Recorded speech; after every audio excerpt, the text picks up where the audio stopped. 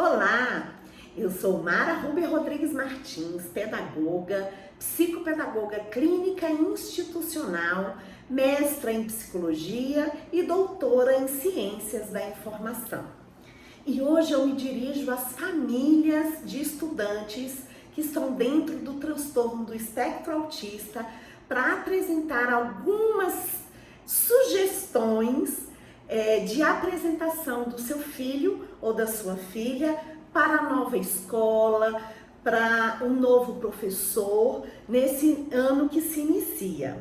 Essa apresentação é muito importante para que o professor, para que a escola, para que a equipe pedagógica conheça o seu filho, as suas habilidades, as suas necessidades, os seus desejos e como trabalhar melhor com ele, a fim de que ele aprenda mais e melhor. São apenas sugestões de tópicos que eu considero importantes para você, família, apresentar o seu filho, a sua filha à escola. São apenas sugestões, sinta-se à vontade para alterar, acrescentar, retirar o que achar mais conveniente de acordo aí com o seu filho e com a sua filha. O principal é fornecer as informações necessárias para que a escola acolha e atenda da melhor forma possível o seu filho e a sua filha, para que ele aprenda realmente.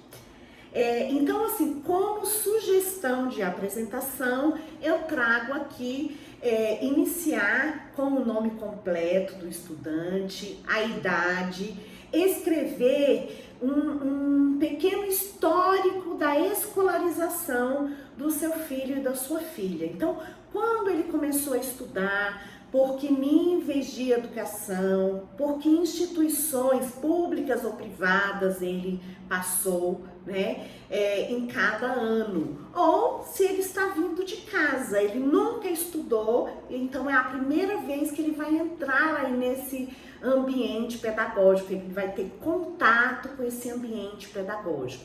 Essa informação é importante, já que é para a escola, né?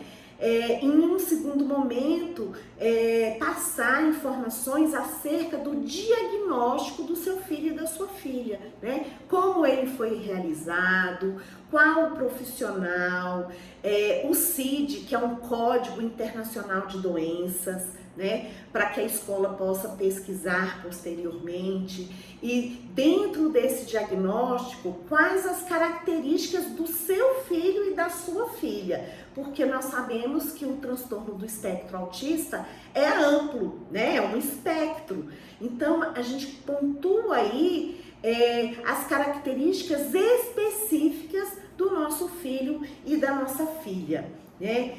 Como ele se comunica, se ele se comunica oralmente, falando, se ele tem repetições, o que a gente chama de ecolalia, mas com intenções comunicativas ou não, e em que situações que essas ecolalias aparecem, se é em momentos de ansiedade, se ele se comunica por gestos, por atitudes, apontando, dizendo não, sim, não com a cabeça, se ele usa alguma comunicação alternativa, aumentativa.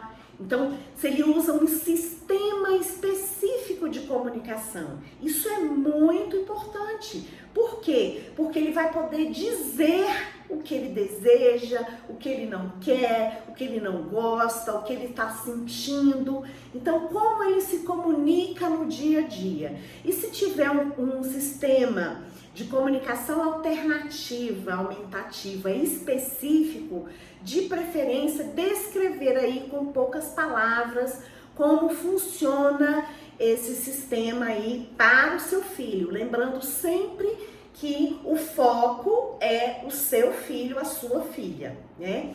Importante também dizer como ele interage, como ele se relaciona com as outras pessoas, com adultos, com amigos, com parentes, primos, irmãos e com pessoas da mesma idade, a gente fala com seus pares, né? Então, como é essa relação do seu filho e da sua filha aí com o outro?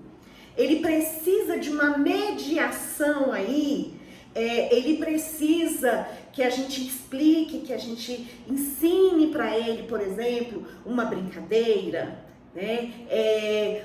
Conversas subliminares, vamos dizer assim, né?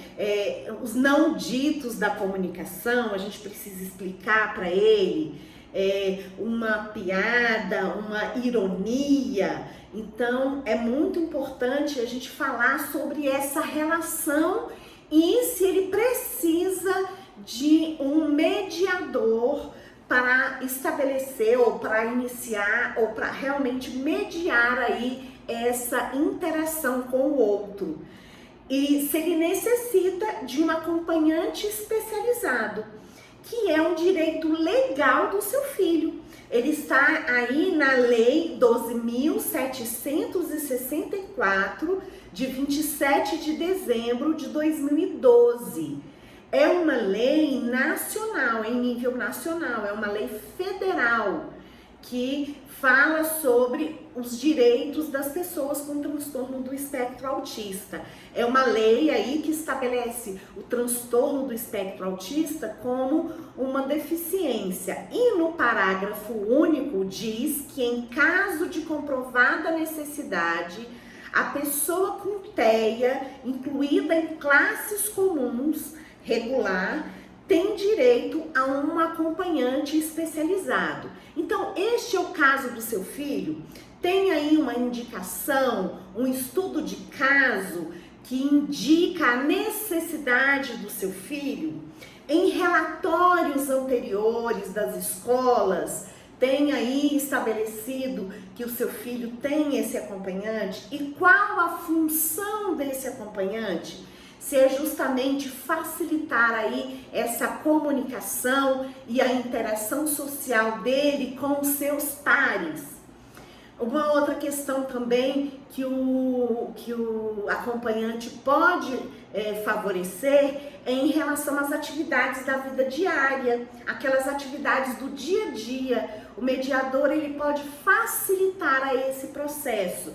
Por exemplo, se o seu filho, se a sua filha se alimenta sozinho, se faz a sua higiene pessoal com autonomia, se ele precisa de um apoio, de algum recurso específico, se ele precisa dessa mediação, por exemplo, para tomar banho, para escovar os dentes, para usar o toalete. Se o seu filho ou sua filha ainda usam fraldas, se você tem a intenção no desfraude, né? Então essas informações são muito, muito importantes para a escola e principalmente em relação ao mediador.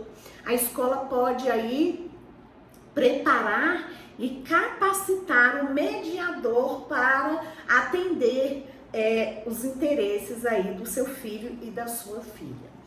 Um outro ponto, né, é coisas e situações que irritam, que deixam o seu filho desconfortável. Então, como é que ele se comporta, por exemplo, em momentos que ele está muito tenso, com muita ansiedade, com medo, com questões sensoriais que podem aí influenciar o seu comportamento.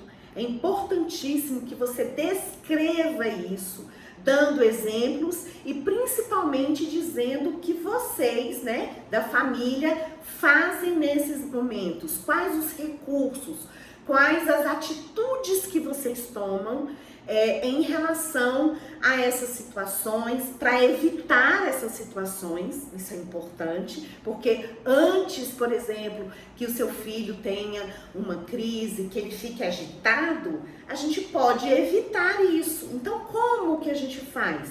É bom orientar. E depois que ele demonstra um comportamento mais irritadiço, por exemplo, mais instável, o que a família faz? Quais as orientações que a família dá para a escola? Muito importante. Se ele tem alguma alergia, seletividade alimentar, que é muito comum, né, nas pessoas com TEA, se ele tem medo de situações de perigo, se ele conhece, né, um perigo, por exemplo, em relação a atravessar uma pista ou ficar com uma janela aberta, se ele consegue, né, perceber que ele não pode avançar, uma porta aberta, um portão aberto, que ele sai. Então isso é muito perigoso e a gente precisa orientar a escola, né? Olha, meu filho não tem essa noção, então é importante que uma pessoa fique atenta, que as janelas, que as portas, os portões fiquem trancados, né? Ele pode ingerir substâncias e objetos não comestíveis, ele coloca tudo na boca, isso é importante, né? A gente saber. Então, assim, essas informações você precisa colocar aí na apresentação do seu filho e da sua filha para que a escola fique alerta, fique atenta e garanta aí a segurança do seu filho e da sua filha, né? Se tem alergia a alimentos, medicamentos, porque aí se evita a utilização, né, desse medicamento, ou desse alimento que ele tem alergia, se ele está sob orientação de alguma dieta médica, né, alguma prescrição de alimentos que ele precisa ou que ele não pode ingerir, né? Então, isso tudo é muito importante. Então, você precisa dizer, por exemplo, coisas que ele gosta, se ele tem objetos, personagens, histórias, séries, desenhos animados, enfim, o que ele gosta, né? Você traz isso para a escola como uma forma da escola conhecer os interesses do seu filho e participar junto com ele, introduzindo, utilizando esses interesses dele para que ele aprenda mais e melhor e amplie aí, né, esse gosto, esse conhecimento por algum objeto, algum interesse que ele possa ter. O que a gente chama na literatura de hiperfoco. Então, o hiperfoco, ele pode ajudar no sentido de se iniciar uma interação e começar por ela a fim de que a escola comece a ensinar a partir desse hiperfoco, que é uma coisa interessante, que o estudante goste. E aí ela vai ampliando isso. Então, é uma forma realmente de se iniciar uma interação e promover aí a aprendizagem. Questões sensoriais. Então, se o seu filho, se a sua filha tem aí questões sensoriais que influenciam muito no seu dia a dia, se ele tem muita sensibilidade ou pouca sensibilidade em relação a alguns estímulos sensoriais. E aí, o que é feito, né, para diminuir isso? Por exemplo, ele pode ter uma hipersensibilidade à luminosidade. Então, preferir luz natural, colocá-lo num ambiente com luz natural, evitar determinado tipo de iluminação, por exemplo, né? Se ele tem uma hipersensibilidade auditiva a determinados sons, ambientes com muitas pessoas, que é comum na escola, né? A escola é um ambiente com muitas pessoas, especialmente se for criança, né? São ambientes um pouco mais agitados, com barulho. Então, se o seu filho usa abafadores, né? É importante você comunicar isso à escola também. Comunicar os atendimentos que ele tem fora do ambiente escolar.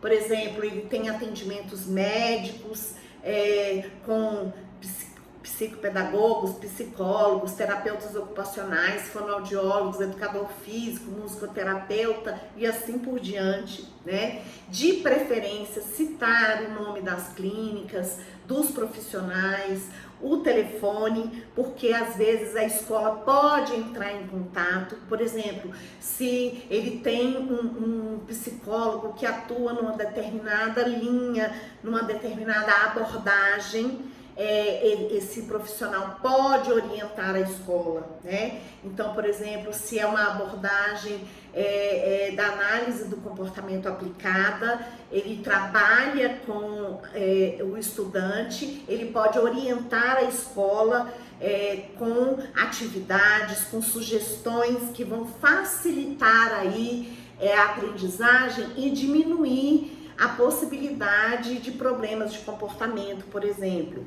O terapeuta ocupacional que trabalha com o estudante pode orientar a escola, por exemplo, quanto à autonomia na higienização, na alimentação, nos cuidados próprios. A questão sensorial, o terapeuta ocupacional também pode orientar a escola, né, como é feita aí essa dieta sensorial.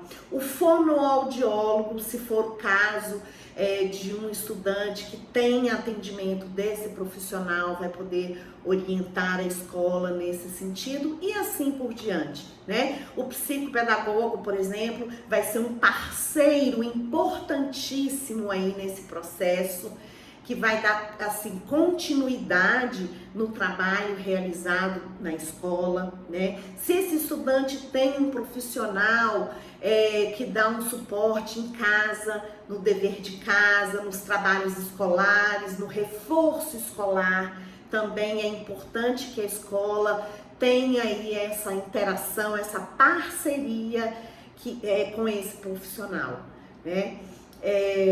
E dicas que você achar importantes de informar para a escola, né? De procedimentos que vocês utilizam, de tratamentos, de intervenções, de como vocês fazem algumas coisas, orientando a escola e sempre lembrando, gente, que a família é parceira da escola. Eles têm que andar, de mãos juntas. Por quê? Porque a gente precisa pensar em benefício do estudante, do filho, da filha. Isso é o mais importante, tá? Então, essas foram as considerações que eu achei importantes, mas como eu disse, vocês podem ficar à vontade para acrescentar e retirar o que vocês quiserem. Essa orientação é importante porque a escola, ao iniciar o ano letivo, conhece minimamente o seu filho, do ponto de vista da família, que são as melhores pessoas para falarem sobre o filho e a filha. Vocês, mais do que ninguém, conhecem aí o seu filho e a sua filha. Então é importante que a escola também conheça minimamente e saiba aí, né, como iniciar esse processo. Vocês dão aí, vão dizer essa dica de como começar aí esse processo de escolarização aí na nova escola, no novo ambiente, na nova etapa de ensino, com um novo professor. Às vezes ele já estudou nessa escola, mas agora mudou de professor, mudou de etapa de ensino.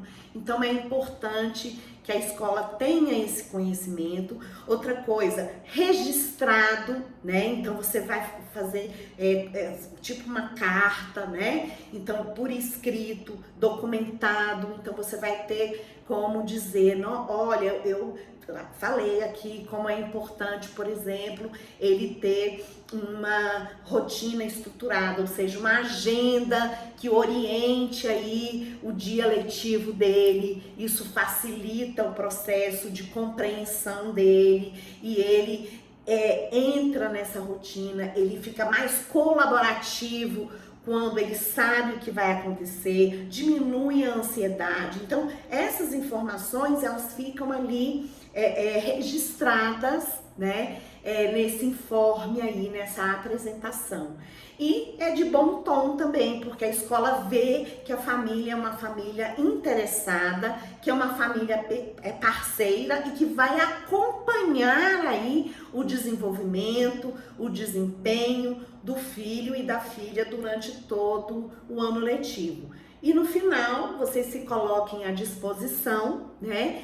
Colocando aí os contatos, principalmente nesse sentido aí de se colocarem à disposição, mas também em caso de emergência, né? É importante a escola ter o contato dos pais, dos responsáveis. Eu sempre sugiro que coloque o maior número de contatos possível, né? Para que a escola encontre alguém da família, algum responsável, quando ela precisar falar por algum motivo, ou principalmente em casos de emergência, né? Colocar os telefones, os e-mails aí atualizados. Isso é de bom tom. E assim, inicia-se um excelente ano letivo, né, para a família e para a escola, ressaltando mais uma vez que o nosso objetivo sempre é em benefício do nosso filho. Ele é o que a gente tem de mais precioso. Então, nós estamos aqui enquanto pais, né, para apoiar, para auxiliar o que for necessário para que realmente ele tenha um bom desempenho, que a escolarização seja efetiva e que ele seja feliz no ambiente escolar, né? E eu aproveito para desejar um excelente ano letivo para todos vocês.